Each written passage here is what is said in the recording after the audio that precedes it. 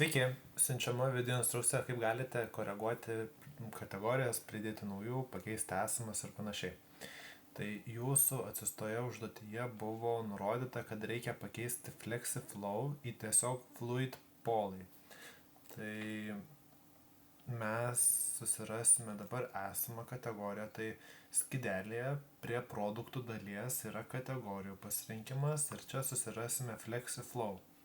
Susiradus FlexiFlow mes keičiame pavadinimą į FluidPoly.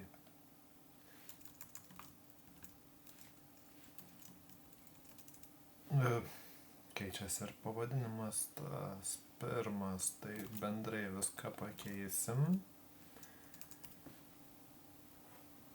Taip. Ir antras buvo, iškart galime pasidaryti, kad prie kurią pamiršau, polygeliai, ją pridėti prie gelių. Tai įvedame naują kategoriją šioje dalyje ir tėvinę kategoriją pasirinksime geliai. Taip, tai viskas tvarkoje. Įvedus pavadinimą, pasirinkus kategoriją, kuriai bus priskirta ši subkategorija, pasirinksime pridėti naują kategoriją. Ir taip galime matyti, kad yra polygeliai atsiradę nauja subkategorija.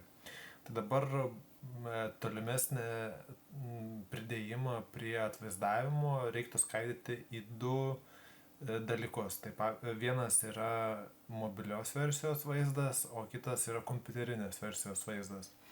Kompiuterinės versijos vaizdą mes eisime koreguoti per UXBlocks dalį.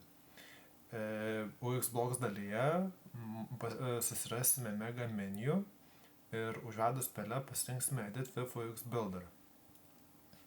Tai pirmas dalykas, kas pasikeitė, tai FlexiFlow nebeliko ir vietoj jo atsiranda FluidPoly. Taip.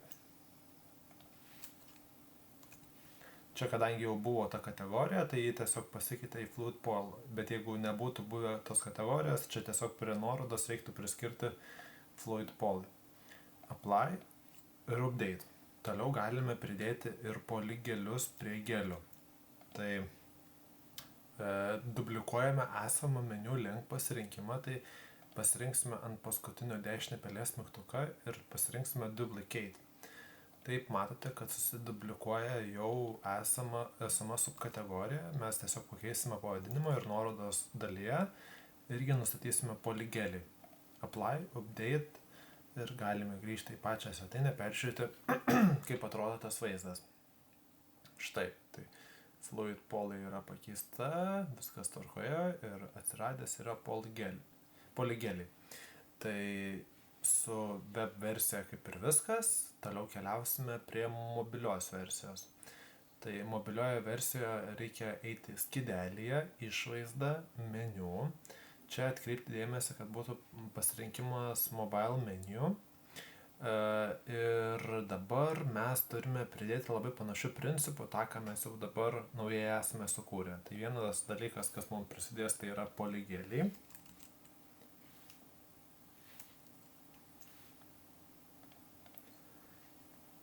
Susirasime polygelį, pasirinksime pridėti į meniu, dabar jis atsiradęs pačioje, bet mums jį reikia paimti ir nutempti prie gelių.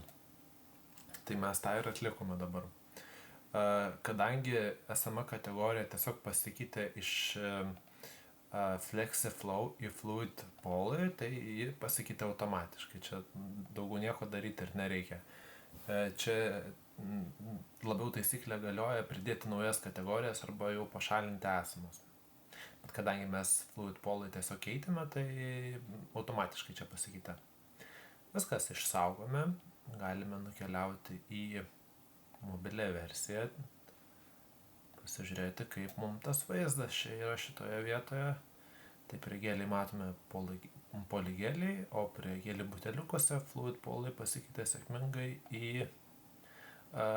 iš FlexiFlow į FluidPoly. Tik tai tiek, kad čia didžioji raidė, kad būtų vientisumas, galime padaryti ir jį mažąją.